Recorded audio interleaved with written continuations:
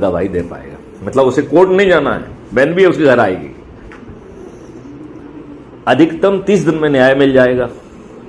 और जज जो है अन्याय नहीं कर पाएगा, क्योंकि उसमें 2 तरीके की अपील है, अपील अगेंस्ट द जज and appeal against the judgement. तो यदि फरियादी कहता है कि इस दुष्ट जज ने साक्ष्यों को नजरअंदाज करते हुए किसी अल्टीरियर कारण से गलत जजमेंट दिया है, तो उन जज महोदय को कटघरे में खड़े होकर अपने जजमेंट को डिफेंड करना पड़ेगा। और यदि वो जजमेंट को डिफेंड नहीं कर पाएंगे तो वो डी पैनल हो जाएंगे। डी पैनल का मतलब है वो जज ही नहीं रहेंगे। आज जैसी महाअभियोग वाली व्यवस्था की जरूरत नहीं होगी। यदि आप अपने जजमेंट को डिफेंड नहीं कर पाया, आप डी पैनल। बहुत हैं लोग पढ़े लिखे, उनको हम ट्रेन करके लाखों जजेस को पैदा कर देंगे। काय को चिंता कर रहे हैं आप? सरकार पे खर्चाना नहीं है, क्योंकि जो वो काम करेंगे उसका पैसा अपराधी से वसूल होने वाला है। तो सरकार को करोड़ों जजेस पैदा करने में क्या दिक्कत है? जितने जज चाहिए उतने जज पैदा हो जाएंगे, और वो तो पैनल बनाना है उनकी, राइट? और उसे लाखों रुपए का हर्जाना देना होगा।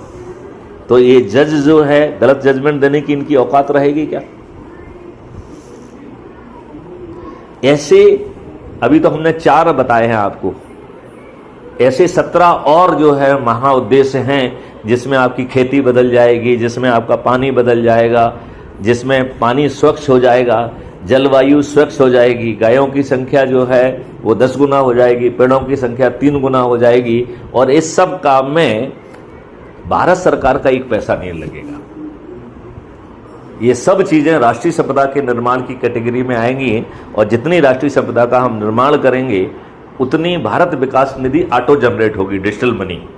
लिहाजा इन सब कानूनों के लिए हमें पैसों की जरूरत नहीं होगी, क्योंकि उससे पैसा खुद पैदा होगा। आज हमारे नेता कहते हैं कि 3 ट्रिलियन इकोनॉमी से हम 5 ट्रिलियन इकोनॉमी में पहुंच जाएंगे। मैथिली शरण गुप्त कह रहे हैं हमारी संभावना तो 500 ट्रिलियन इकोनॉमी है, तो आप 5 में क्यों लटके रहना चाहते हैं? और हम तो कह रहे हैं कि भैया नेता आपके हित की बात है, आप मेरी बात मान लो, हम तो आपको 2 ही काम करना है। National adviser for crime free Bharat Maithili Sharan Gupt को बना दीजिए, और उनको शक्ति दे दीजिए कि वो अभी विद्वानों को इकट्ठा करके जो हमने ऑलरेडी मॉडल और टेक्नोलॉजी बनाई है उसको रिफाइन करके आपसे ही अनुमोदित करा के पार्लियामेंट से अनुमोदित करके भेज देंगे। ना नेताओं के दिमाग को तकलीफ देंगे, ना उनके ब्यूरोक्रेट को दिमाग को तकलीफ देंगे, ना उनके खजाने का धन लेंगे। उल्टा भारत सरकार के पास 20 गुना पैसा पहुंच जाएगा। लिहाजा भारतवासियों को टैक्स मुक्त करना पड़ेगा। हर व्यक्ति के 2 अकाउंट होंगे, एक अर्निंग अकाउंट और डेबिट अकाउंट। जब आपको पैसे की जरूरत होगी, आपको किसी से नहीं मांगना है, आपके ही डेबिट अकाउंट से आपको मिल जाएगा। जब आप कमाओगे तो अपने आप बढ़ जाएगा।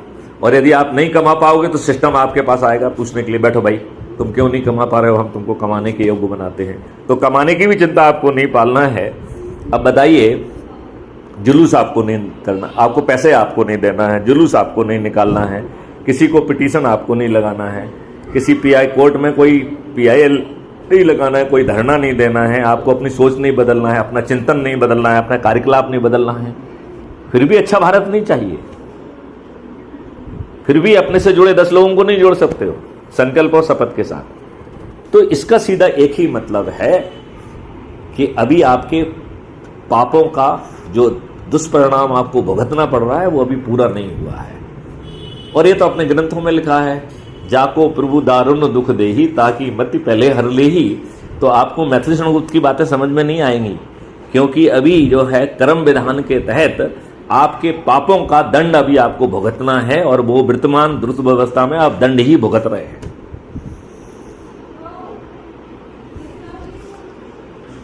आपको मेरी बातें कितनी ठीक लग रही हैं? कितनी ठीक लग रही हैं? आ रहा है? बताइए, इसमें आपको कुछ करना पड़ रहा है क्या?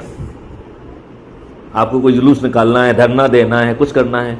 अपने घर में बैठ के अपने से जुड़े लोगों को नहीं जोड़ सकते हो क्या? वर्तमान व्यवस्था बहुत अच्छी है जो बिना कारण से आपकी बिजली काट लेती है,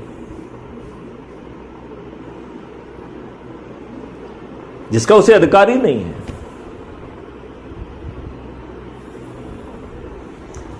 चलिए मामी जी, इस पर विचार करिए, भगवान आपका भला करेगा।